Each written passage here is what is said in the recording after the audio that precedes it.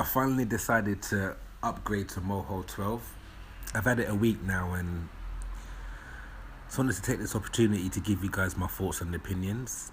Now, a few of the rigs that I've created on Anime Studio don't actually work on my Moho. It keeps crashing the bloody software, so I've had to create a couple new rigs and just wanted to show you guys what I've done and how I've used some of the new features of Moho 12. So if we take a look at this guy, now I'm not quite sure what he is, if it's a rabbit or a dog or, I don't know, a fox, use your imagination. And I just wanted to go through some of his components and how I've used mainly pin bones and a few other things to get the desired effect. Now, if you've seen some of my other videos on my YouTube channel, I've done a body turn for most of my characters. And I've been asked a few times if it could actually be done on an animal, like something that walks on 4 legs, in opposed to a humanoid character that walks on 2. So I thought I'll take the challenge up. I mean, I've never drawn an animal before using Moho or Anime Studio. I've never rigged one. So I thought I'd give it a quick go. So this is my first attempt at rigging a character, and I soon realised that it's a lot different to actually rigging a humanoid character. And I'm just going to quickly jump in. So if we look at his head first of all, we have obviously we've got 2 ears which are able to move independently because they are bound to bones. And then we've got couple of eyebrows which are also bound to bones, and if we was to go to our first frame, we could move the eyebrows independently. We've got a layer for our nose and our teeth and so forth, and we just work down the rig. So if we take a look at some of the smartbone actions that I've given him. On this side we've got dials that control the eyes. So this one up here does our top lid. It's able to close his eyes. Or we've got one for the bottom lid. We have a dial here that controls his eyes, so we can give him different looks with his eyes, like a more of a sinister look or a sneaky look. He's a fox, for instance. And again, these all work with that. And this is a pin bone, and I've used it to just control the pupils. So if I was to go again to frame 1, I can use this bone to control where his eyes look. So if we look at the head a little bit closely, we've got 2 bones here that control his, what do you call it? His fur on his face. We've got another bone here that controls his jaw, and this allows his jaw to be moved left and right. And if we go over this side and we look at our dials for the mouth, if we open up the mouth, now you can't see it on the video, but if I was to just render it out quickly, you'll be able to see that he has teeth within his mouth. I'm not quite sure why it's not showing up. Let me just put this on. Right, that's better. So you can see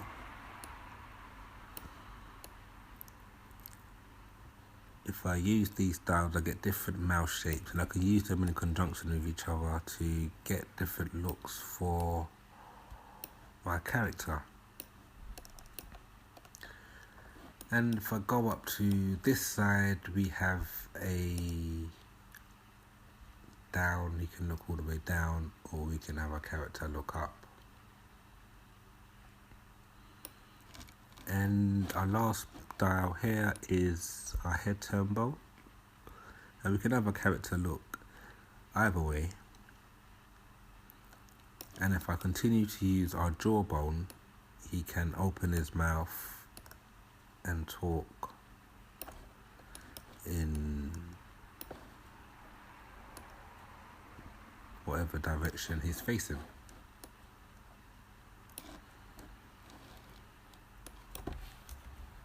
So just want to have a quick look at his body, and as I said, I've never rigged an animal before, so it's slightly different, and I wanted to think about how I could get a character to be able to stand on 2 feet, but also be able to morph into basically his 4-legged stance or his pose. So our first bone, I've not completed it yet, but this is just a first draft of our character, but we are able to give him a body turn, so we can turn his body, and again all of these bones should work with his tail and his head. And I've got this bone here. Now what this does, if I was to just hide these bones here quickly,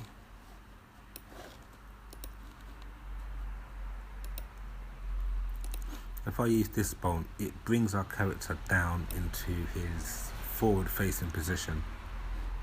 And again, I'm going to have to just show all of these bones quickly just to show you guys that these do work still. And our character is able to move. And the opposite side brings our character to walk on his side.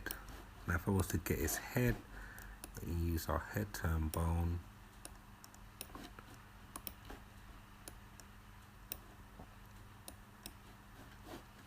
We have our character in his side view, and this is all just one rig, so he's able to stand in his bipedal position, or he can go down into his 4-legged position just by using our smartbone dials.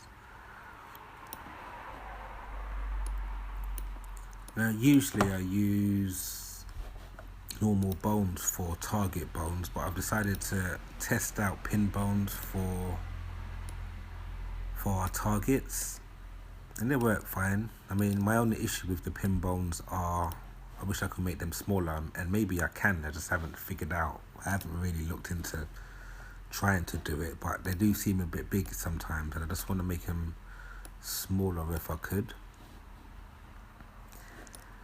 But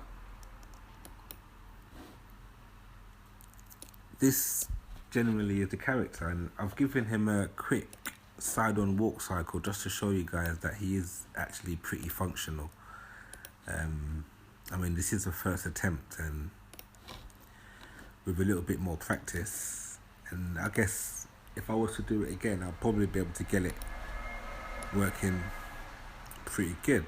But as you see, he's got a quick walk cycle, and his tail pretty much reacts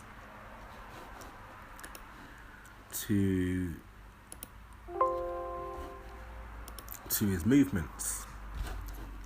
Now we use quite a few dynamic bones, and if I was to go into the timeline, I can move our tail, but these bones here actually have,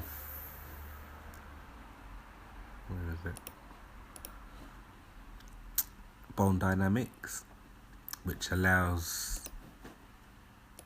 nice and easy movements and flow of our tail without me actually having to animate them myself. So yeah, this is the rig, guys, and Moho 12, I mean, pretty much not much has changed for me. I know you got a lot of stuff with the smart meshes, but I don't really use Photoshop files. I prefer to draw my files in vector within the software itself and just animate it from there. I find it a lot easier, and it's a lot more versatile. I have played about with the meshes, but it's good, and I do see the draw of it and why people have been asking for it.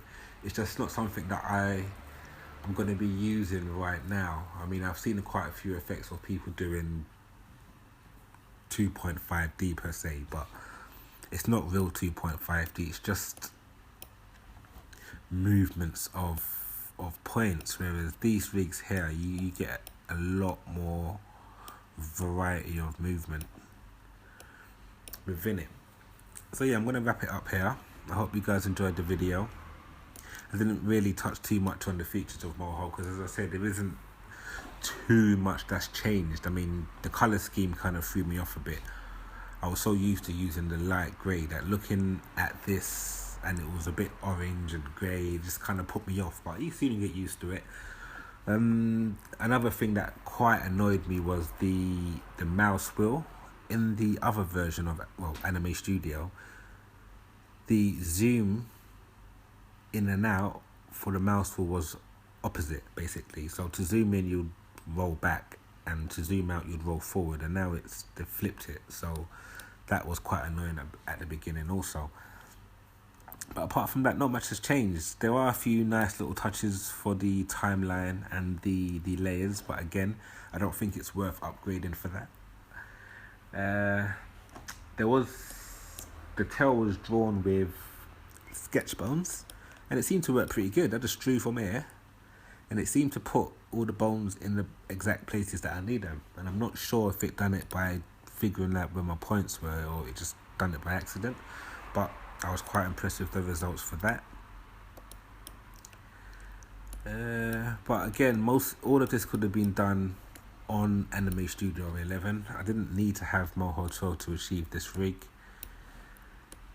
but I just wanted to show you guys that it is possible to do a rig that has different functions and different angles for your animations rather than relying on 4 separate rigs. You can actually have one that does them all.